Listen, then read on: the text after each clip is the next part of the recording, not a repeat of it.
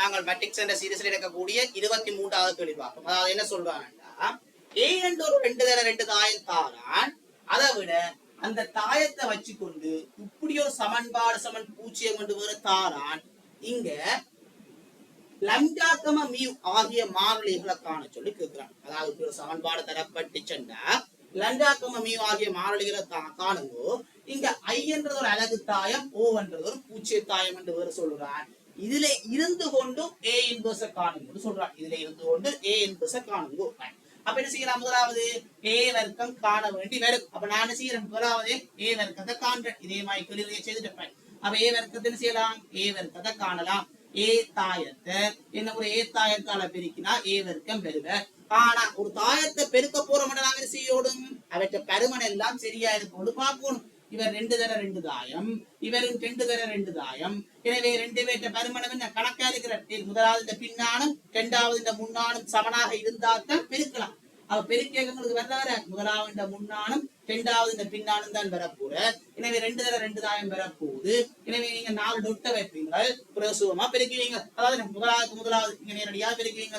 1 -6 சுருக்கிறீங்க வேண்டாம் -5 -3 சுருக்கினா -6.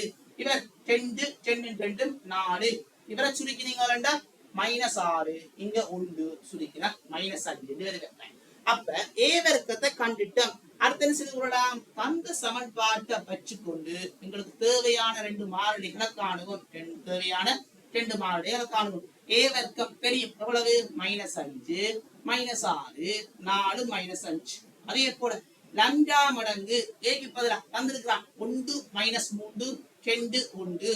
அதே போல மியூ மடங்கு ஐ என்றது யாரா இருப்பார்? எல்லாம் 2 தர 2 தாயம் சம்பந்தப்படுத்தப்படினம் கூட்டுப்படினம். எனவே கட்டாயம் பருமன் எல்லாம் சமனா இருக்கணும். எனவே இந்த அலகு தாயம் இப்படியானால இருக்கணும். ஒரு 2 தர 2 தாயமாக இருந்துச்சுன்னா எங்களுக்கு வாரங்கள பூச்சை தாயம் எப்படியானால இருப்பேன் 2 தர 2 தாயமாகத்தான் இருப்பேன். அது நீங்க எல்லாம் கண்டுபிடித்துக் கொள்ள வேண்டும்.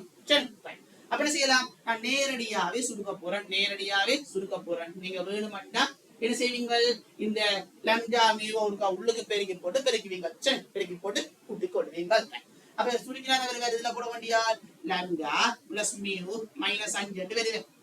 அப்ப இங்க பூஜ்ஜியம் வர மாட்டேன். அப்ப இங்க -6 -3 லம்டாண்டு வரும். இங்க பூஜ்ஜியம் இந்த தூண்டில் அவர் வர மாட்டேன். அப்ப இங்க வர வேண்டியது 2 லம்டா பிளஸ் 4 வருவேன்.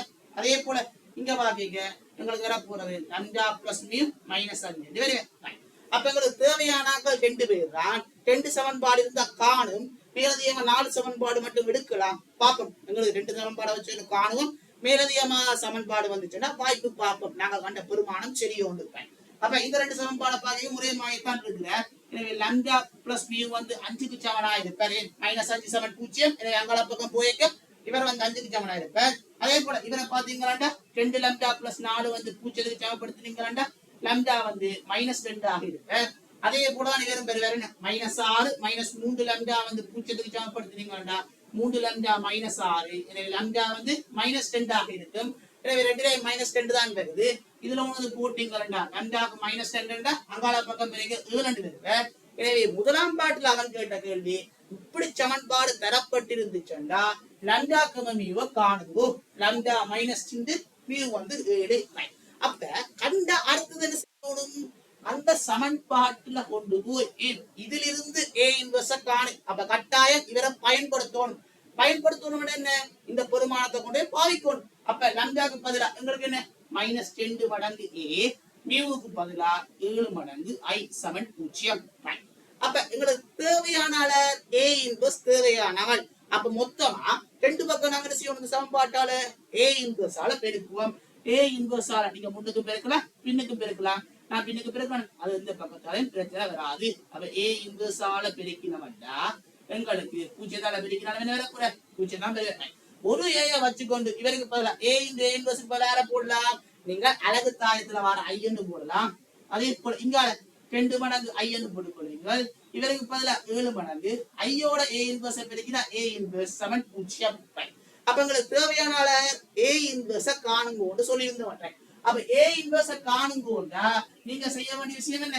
ஏ இன்வர்ஸ ஒரு பக்கம் வச்சிருப்பீங்க, மற்ற பக்கம் வச்சிருப்போம். அப்ப 7 ஏ இன்வர்ஸ் நான் இங்கால பக்கம் வச்சிருக்கிறேன். மற்ற என்ன செய்ய போறேன்? அங்காள பக்கம் கொண்டு போக போறேன்.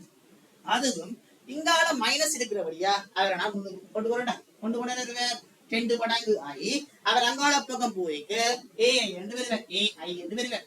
அப்படின்னு சொல்லலாம். மூணுமண்டா 7a இன்வர்ஸ் சமன் 2 மடங்கு இங்க எல்லாமே இந்த 2 அலகு தாயம் தான் பயன்படுத்தப்படுது.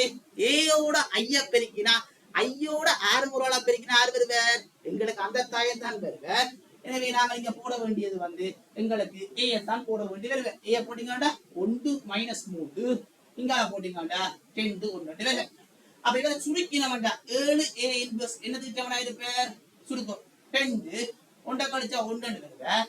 0 0த்துல மைனஸ் 3 கழிச்சா 3, 0 மைனஸ் 10 வருவேன். இங்க பாத்தீங்கன்னா 2ல 1 போச்சுன்னா 1.